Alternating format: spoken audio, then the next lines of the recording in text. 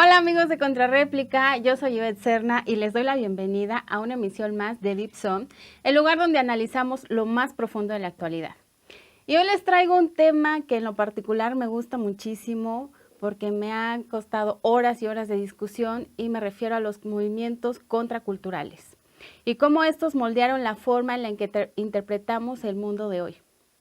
Y antes de comenzar, quiero mandar una felicitación y un reconocimiento solidario a todas las mujeres guerrerenses porque el día de ayer el Congreso del Estado votó a favor de la despenalización del aborto, lo que es muy importante en este estado porque es una de las entidades con mayores índices de embarazos por violación, por lo que esta medida no solo otorga el derecho de libre decisión sobre el cuerpo, sino que abre la posibilidad para que muchas mujeres y niñas encarceladas injustamente puedan quedar en libertad.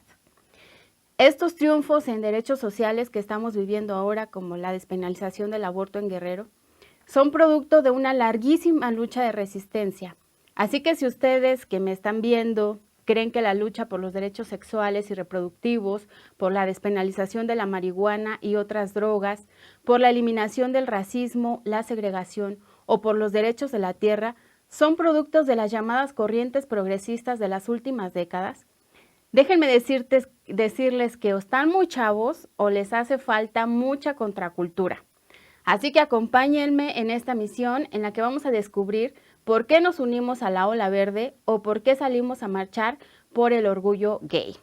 Pero antes de comenzar, les recuerdo que tenemos una transmisión en vivo por todas las redes sociodigitales de Contrarréplica, así que envíenos sus comentarios, preguntas y también sus reclamos, ¿por qué no? Se vale, por Facebook, Instagram o TikTok, donde nos encuentran como Contrarréplica MX. Y además, hoy les traemos una sorpresa porque al final del programa les vamos a decir cómo se pueden ganar 2 ejemplares de este maravilloso libro, 1984, ¿vale?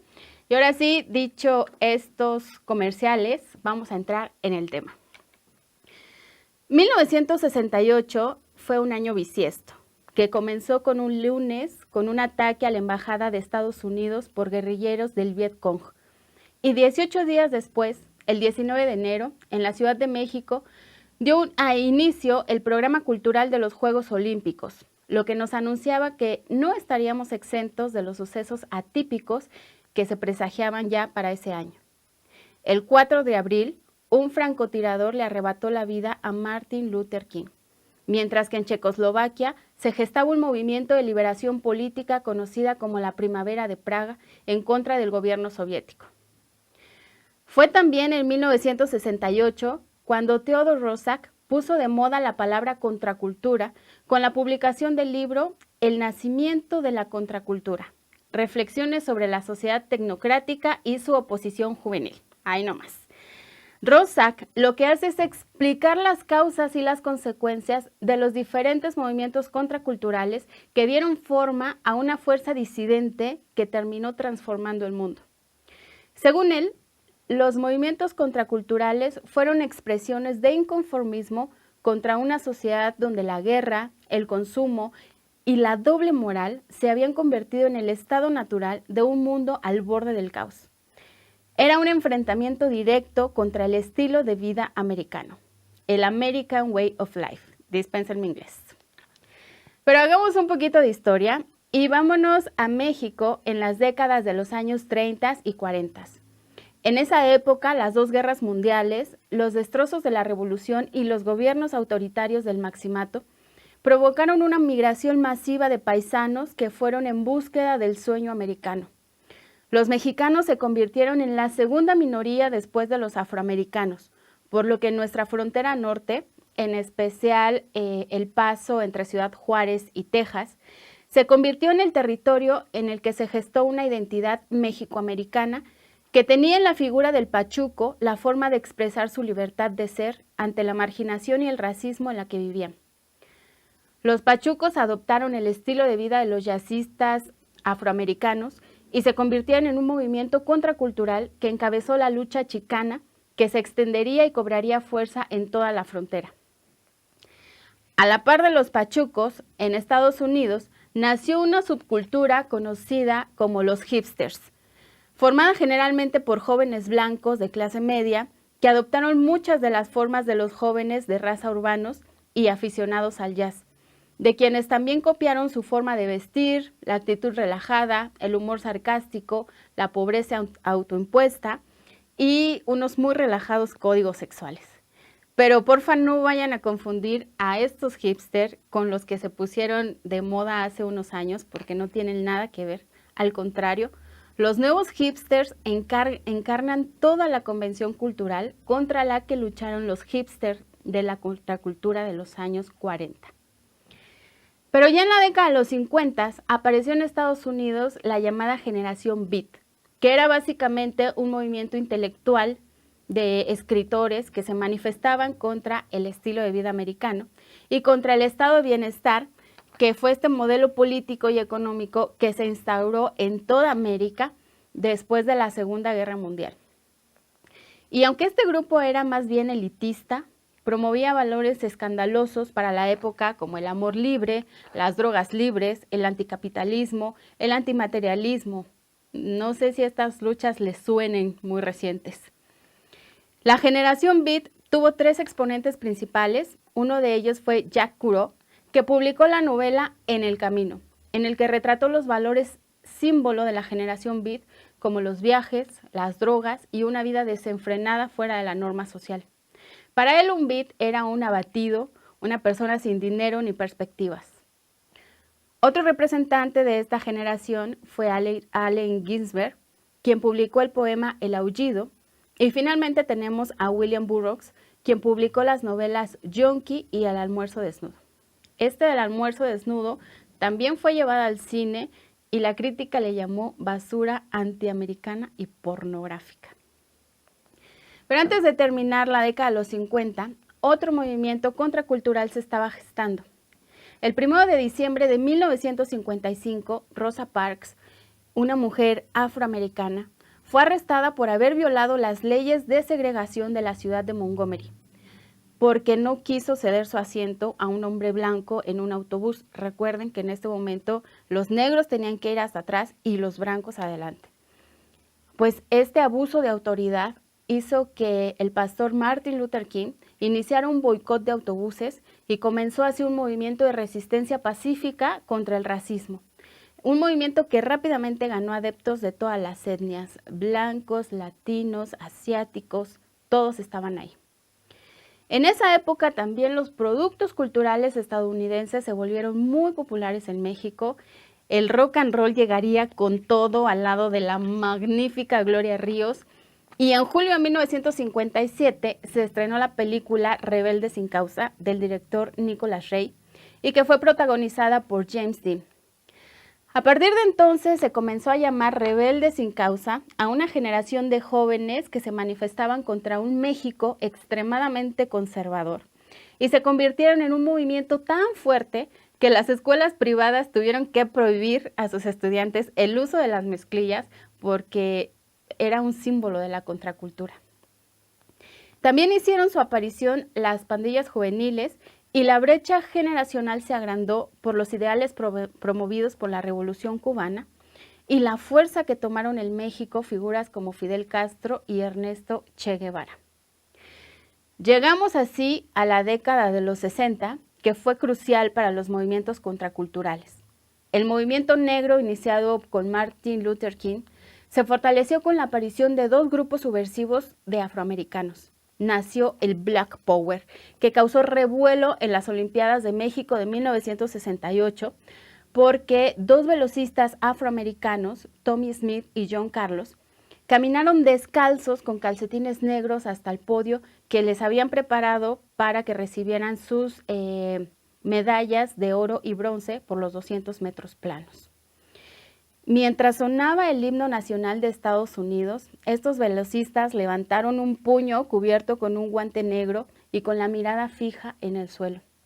Esta acción fue todo un escándalo en esa época y parece mentira que en nuestros días siga siendo un escándalo que ahora deportistas afroamericanos y otros deportistas de otras etnias solidarias se hinquen como símbolo de lucha contra el racismo y los abusos policiales que el Black Power no pudo eliminar, pero que sí los dejó expuestos.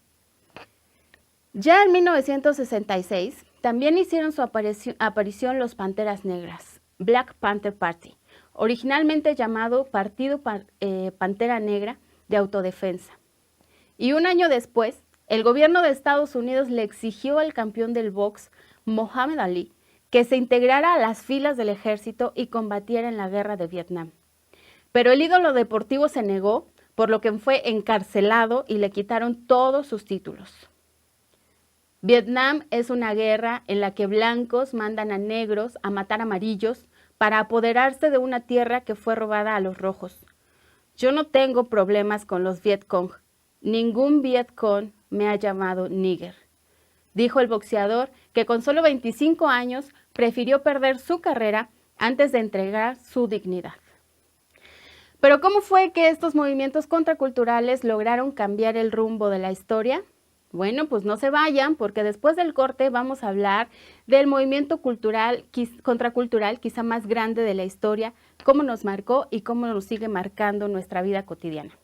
Recuerden enviarnos sus comentarios por todas nuestras redes sociodigitales. Nos encuentran como Contrarréplica MX y nuestras transmisiones en vivos. Además, quédense con nosotros porque tenemos regalitos. Volvemos.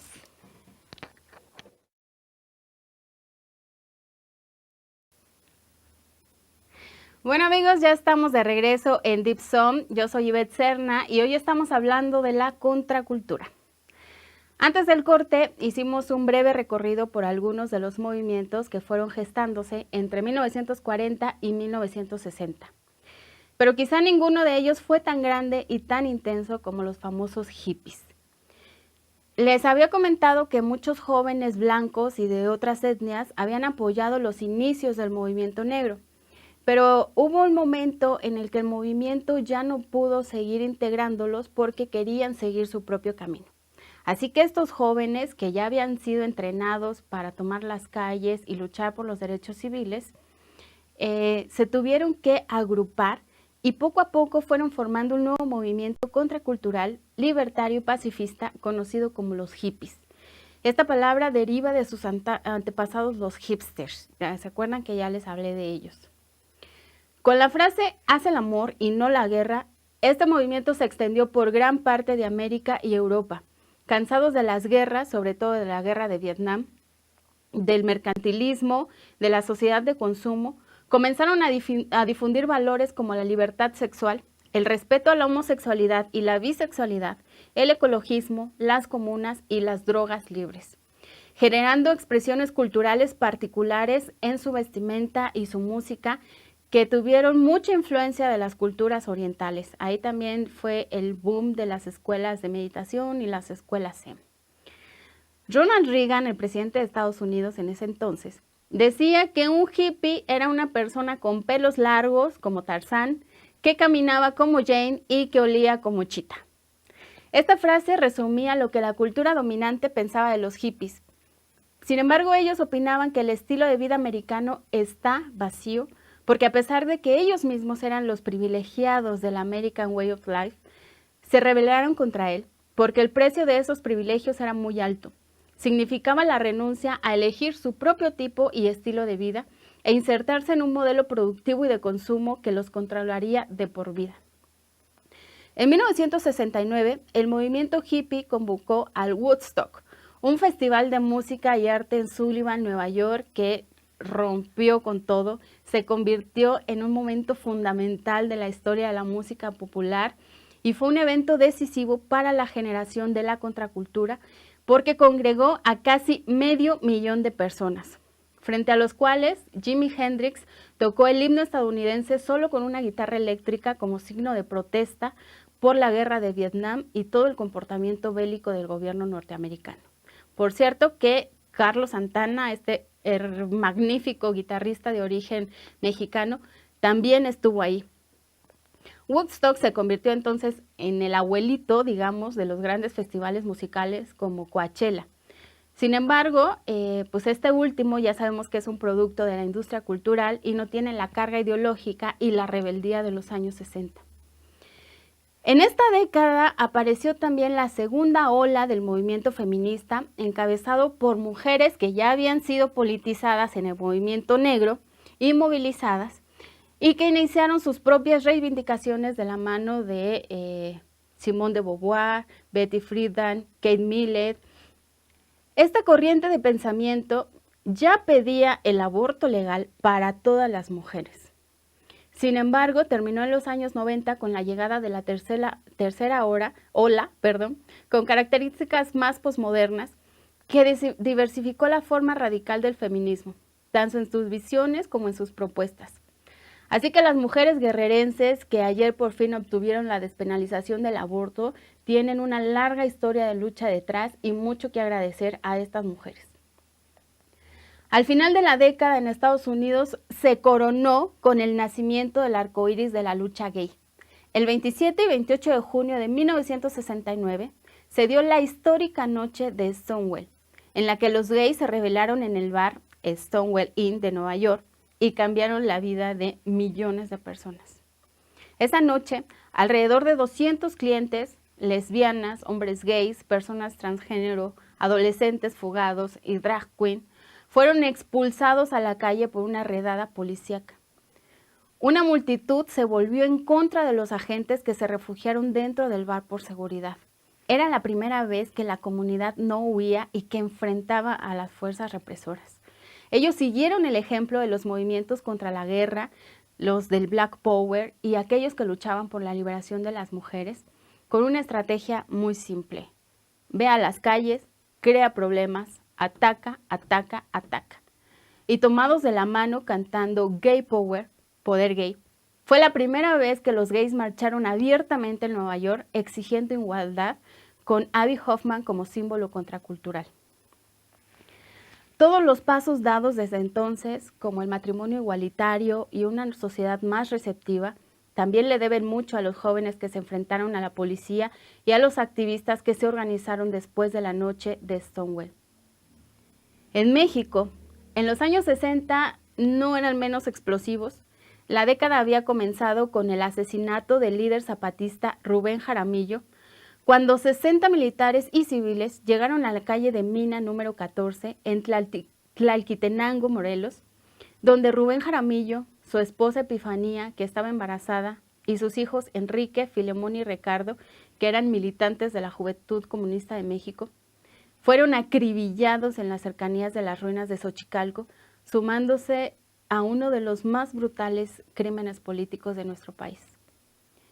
Por otro lado, los movimientos guerrilleros de los maestros rurales Genaro Vázquez y Lucio Cabañas, ambos egresados de la Escuela Normal de Ayotzinapa y que luchaban contra el despojo de tierras, el caciquismo, la represión y la pobreza del pueblo guerrerense, ganaron muchos simpatizantes en las ciudades, dando origen a la llamada guerrilla urbana. Ambos líderes también fueron brutalmente asesinados, por lo que desde hace mucho tiempo en Ayotzinapa nos hacen falta más de 43.